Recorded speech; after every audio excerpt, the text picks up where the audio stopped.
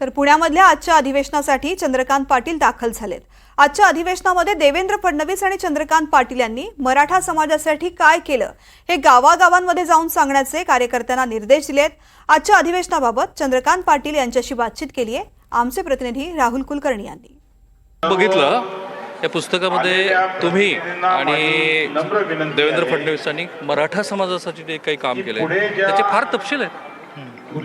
ते खरे आहेत, तपशील आहेत, पण ते खरे आहेत आणि तेच आम्ही सर्व समाजापर्यंत मांडण्याचा प्रयत्न करतो आहोत की देवेंद्रजी हे पहिले मुख्यमंत्री की ज्यांनी आरक्षण आणि सुविधा ह्या एकत्र होत्या।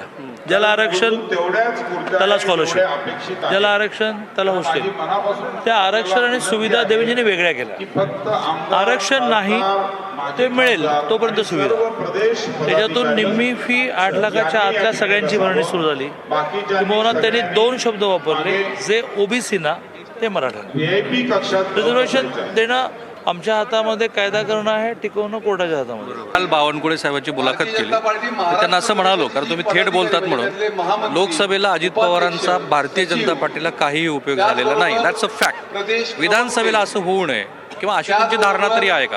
ते उत्तर महाराष्ट्राने बघितलं, काही अंशी त्यांना ते मान्य पण आहे। लोकसभेला अजित पवारांचा महायुतीला उपयोग झाला नाही असं म्हणता येणार नाही।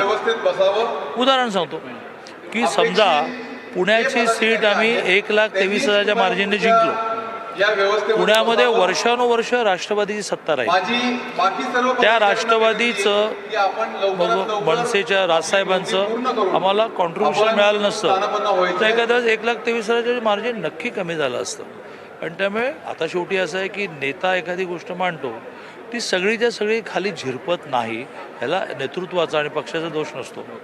आणि त्यामुळे समजा हे लक्षात आलं असेल की अजितदादांनी फार स्ट्रॉंगली म्हटलं, सगळ्यांनीच ऐकलं नाही असं असेल, मला असं वाटत नाही, असा मला अनुभव नाही। मला अनुभव असा आहे की त्यांच्या सगळ्यांनी, तर इथे दीपक मानकर, चला नाव घेतो, दीपक मानकर त्यांचे अध्यक्ष हो, आम्ही काही काम करू इतकं त्यांनी काम केलं, फिरले गल्ल्या गल्ल्यांमध्ये, राष्ट्रवादीच्या माजी नगरसेवक कामाला लावलं। पण समजा लक्षात आलं तर अजितदादांना हे म्हणता येईल की जरा ह्यावेळेला तुम्ही ना तुमच्या कार्यकर्त्यांच्या बैठका थेट पंचायत समिती लेवलला जरा घ्या आणि सगळ्यांना ठणकावून सांगा।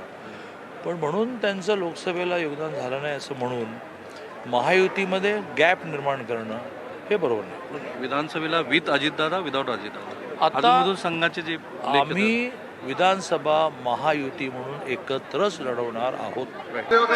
तर हे होते चंद्रकांत पाटील आणि एकूणच आज सगळे। आणि महत्त्वाचं काय, ते जे पुस्तक आहे ना, त्या पुस्तकामध्ये दिसतं आहे की मराठा समाजाला भारतीय जनता पार्टीनं विजवी देवेंद्र फडणवीस यांनी कशी मदत केली हे या कार्यकर्त्यांना सांगायचं आहे। आणि त्यासाठी ही सगळी कार्यकर्त्यांच्या हातामध्ये दिलेली बॅग आणि ती रचना आपल्याला दिसते। Cameraman Niketan Mane, Sameer, Rahul Kulkarni, NDTV Marathi.